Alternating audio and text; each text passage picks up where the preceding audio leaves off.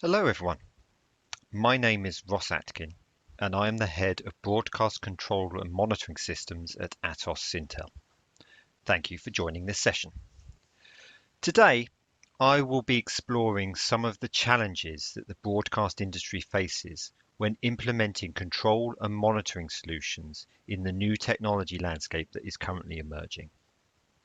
For over 25 years now, Atos's control and monitoring product, BNCS, has been at the heart of many of the world's leading broadcast organizations.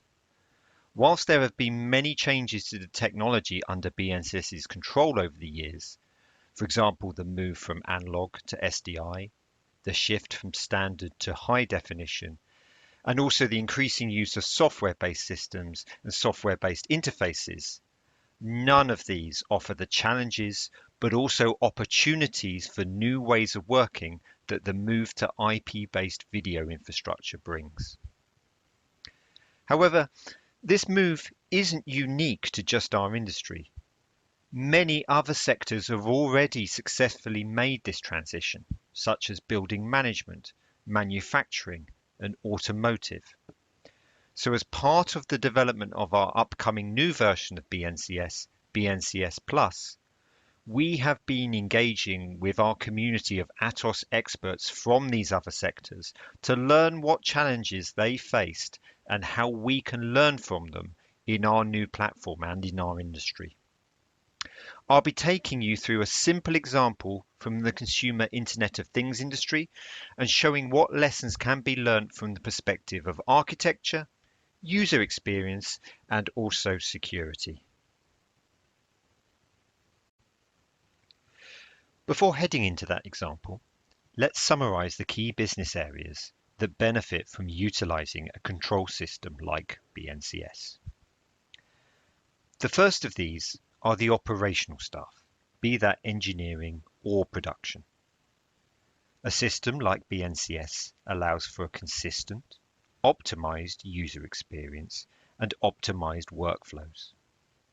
This allows your team to focus on the task at hand rather than worrying about driving the technology used to deliver it.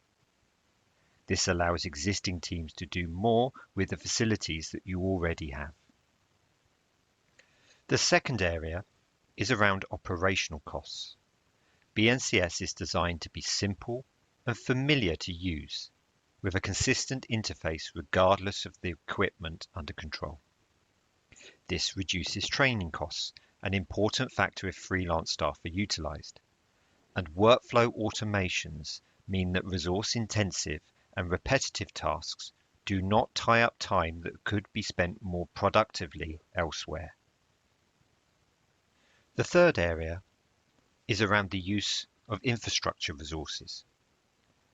By analyzing the business workflows and the broadcast architecture, BNCS makes it possible to automatically manage facilities much more effectively than doing so by hand. This often means that less hardware has to be purchased, reducing capital costs, and facilities can be shared between areas of the business as they can be reconfigured at the touch of a button. The final area is around error and risk. As we touched upon a moment ago, a system like BNCS can automate intensive, time-consuming, or complex tasks where human error is likely to slip in. Whilst this massively reduces the chances of output being impacted by operational error, faults will still occur, so it is important that the control system is able to alert to such scenarios quickly so that service can be restored as fast as possible. Whilst the move to IP doesn't fundamentally alter these key areas of benefit, the options for and the ways of enabling these benefits are heavily impacted. Some for the better, such as new ways of working for operational staff, and some for the worse, such as opening up new security risks. To help visualize these possibilities, let's consider an example from the consumer IoT or Internet of Things space. Whilst this is from another industry, many of the issues and opportunities presented are equally valid in the broadcast sector. So let's consider the humble light bulb. We are all familiar with how to use these and also many of the failure points. This is also an area where many of us are already experiencing the benefits of utilizing IP-based control through the use of smart bulbs. Whilst a traditional dumb bulb can be switched on and off locally and possibly dimmed with the installation of a special switch, a smart bulb offers many more abilities, including being switched on and off, dimmed, or might even change color. This is a great step forward in terms of functionality, but what does this mean in terms of usability, reliability, and security? Let's start with the traditional light bulb and a very familiar user interface, the light switch. Although they might look different depending on where you are in the world, they all behave in the same way. And just like in BNCS, you don't need a training course to figure out how to turn a light on. To enable the switch and bulb to operate, we also need some infrastructure. In this case, the electricity grid and the wiring in our building. The workflow is very simple. You flick the switch, this completes a circuit in the cabling, and the bulb turns on. If there is a failure, for example, the bulb suddenly goes out or doesn't turn on, then the failure modes are well understood from nearly a century of experience. It could be that there is a power cut, or most likely the bulb has failed and could be cheaply swapped out. In more extreme scenarios, the switch itself may be faulty, or perhaps a fuse has blown in the cabling. This is very similar to traditional broadcast chains, where most of the faults can be traced to a physical device or a cable connection between them. The benefits of this type of infrastructure are that it is well understood and it is reliable. Due to the well-established technology, traditional broadcast systems are relatively easy to deploy and maintain, as the skills are widely available to do so. It is also relatively secure. The only means of affecting functionality is generally through physical access. The downsides are that it is slow and difficult to make changes. In this example, if we wanted to dim the bulb rather than just turn it on and off, we would need to make physical infrastructure changes to replace the switch with a dimmer. This would require specialist skills and would take time to implement, and during this work the lighting system would be unavailable. The same principle applies to a traditional broadcast chain. If we want to make changes, then these often involve equipment swaps and rewiring, utilizing specialist staff along with the associated downtime. Many of these downsides do not apply to the smart bulb. Out of the box, our bulb offers new functionality such as dimming and color changing, all of which can be controlled via software rather than infrastructure changes. Once the bulb is installed, these changes can be made by end users without needing to engage specialist staff such as electricians.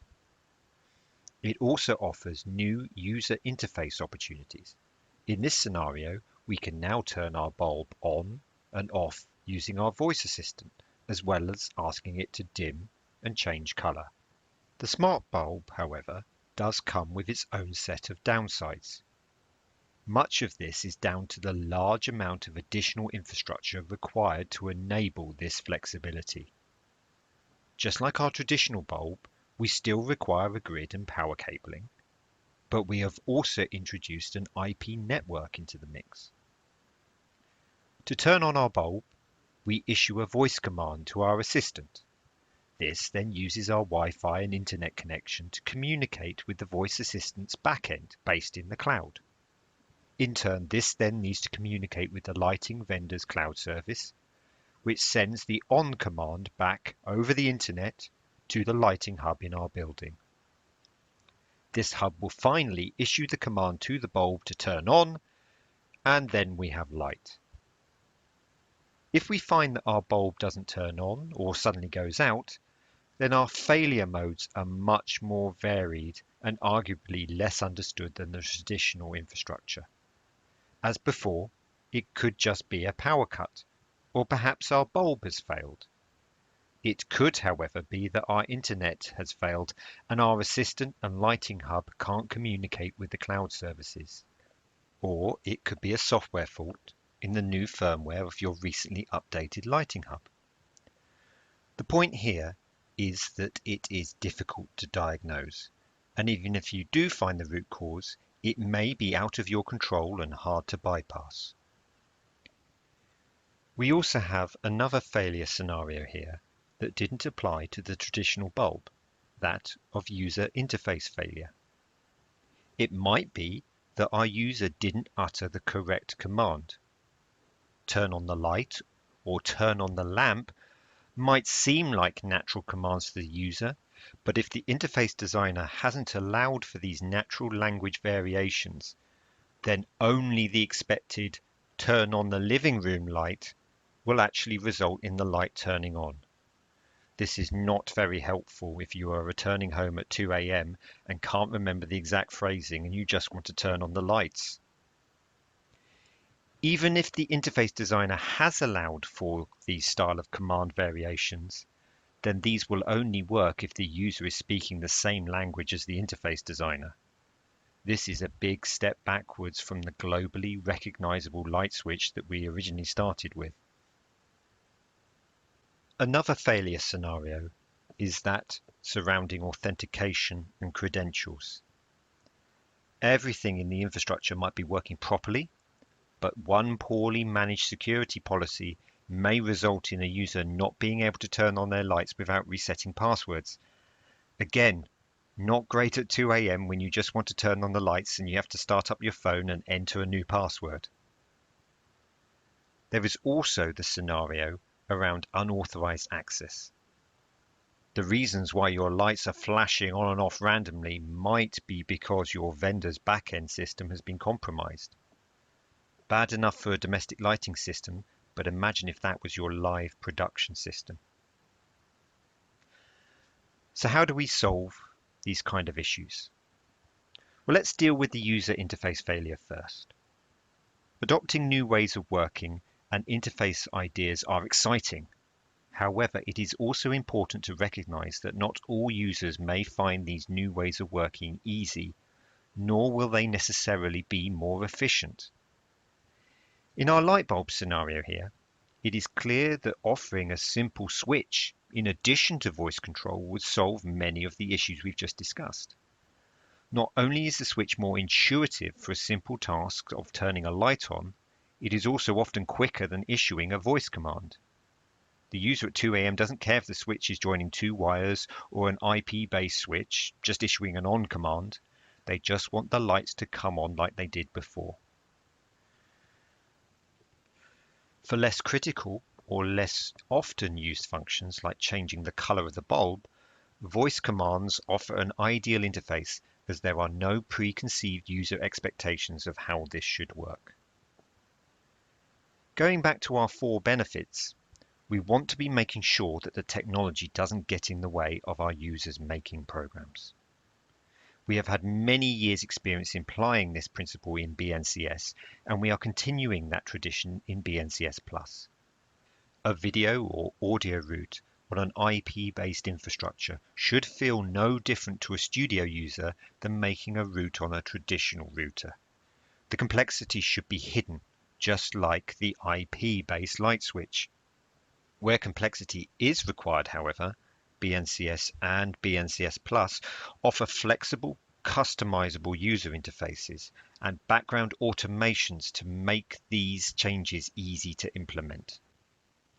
The second area where we can improve this solution is with regards to the cloud services. Many of the early smart bulb solutions use this style of architecture, with the cloud services undertaking the command processing.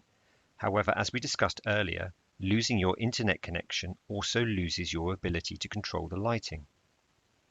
This was largely solved in the IoT space by allowing simple control messages, like on and off commands from an IP-based switch, to be routed via the local network without requiring an internet connection. More complex voice-based commands still require the cloud backend, but this hybrid approach ensures that a degree of control is always possible. Despite these challenges, the benefits arising from the new ways of working enabled by IP technologies far outweigh the negatives. Just like I can easily enhance the lighting in my house, I can transform my broadcast operations by utilizing these IP technologies. Rather than spending weeks building a new playout chain on premises for a pop-up channel, I can quickly spin up an instance of a cloud-based playout solution. So what are the key things in broadcast control that we can learn from the IoT industry? Well, if I could distill it down to two areas, then firstly, it is important to recognize that on-prem control is still important. The cloud has its place and is ideal for extending functionality and offering services that are difficult to implement locally, such as advanced machine learning. But it is vital that the system is still able to operate if the connection to the outside world is lost. We are taking this approach with BNCS Plus, as a modern control system should be happy working completely in the cloud, on-prem, or a mixture of the both. BNCS utilizes edge computing to ensure that the system is not reliant on centralized servers for core functionality should the WAN or cloud connection be lost. The second is that it is important to consider user experience when integrating the new workflows that the move to IP can bring. IP and software-based solutions offer so many possibilities that it is very easy to overwhelm the user. However, it is also important not to oversimplify. Otherwise, the benefits may not be realized. Solutions like BNCS Plus offer easy-to-configure user interfaces that can hide this complexity for day-to-day operations, yet also expose it to more technical or experienced staff. We also provide tools so that these user interfaces can easily be modified as the operation becomes more confident. I hope that was a useful insight into some of the thinking that we have been putting into the design of our new control platform, BNCS Plus. If you have any questions, then please do not hesitate to contact me on the details below. Thank you for your time.